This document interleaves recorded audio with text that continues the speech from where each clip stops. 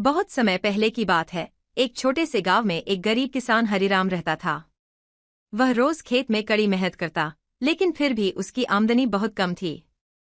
उसके पास थोड़ी सी जमीन और एक पुराना घर था। एक दिन खेत की खुदाई करते समय उसे जमीन के नीचे कुछ चमकता हुआ मिला। जब उसने ध्यान से देखा तो वहां एक अजीब सा बीज पड़ा था, जो सोने जैसा चमक रहा था। हरिराम ने वह बीज उठाया और घर ले जाकर अपने आंगन में बो दिया। कुछ ही दिनों में वहां एक छोटा पौधा निकल आया।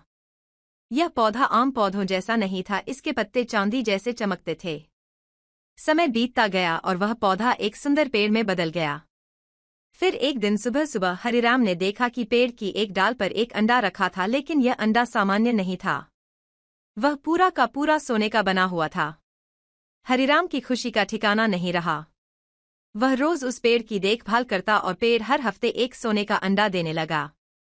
अब हरिराम अमीर हो गया, लेकिन उसने अपनी आदतें नहीं बदली। वह आज भी ईमानदारी से जीता और दूसरों की मदद करता था। गांव के कुछ लालची लोग जब यह बात जान गए तो उन्होंने हरिराम से पेड़ चुराने की कोशिश की। लेकिन जैसे ही उन्होंने पेड़ को नुकसान पहुंचाया, वह पेड़ अचानक गायब हो गया और उनके हाथ कुछ नहीं आया। हरिराम दुखी तो हुआ, लेकिन उसने सोचा, जिसने मुझे कभी अमीर बनाया, उसे मेरी सेवा और कद्र चाहिए थी, लालच नहीं। उसने उसी जगह फिर से खेती करनी शुरू की।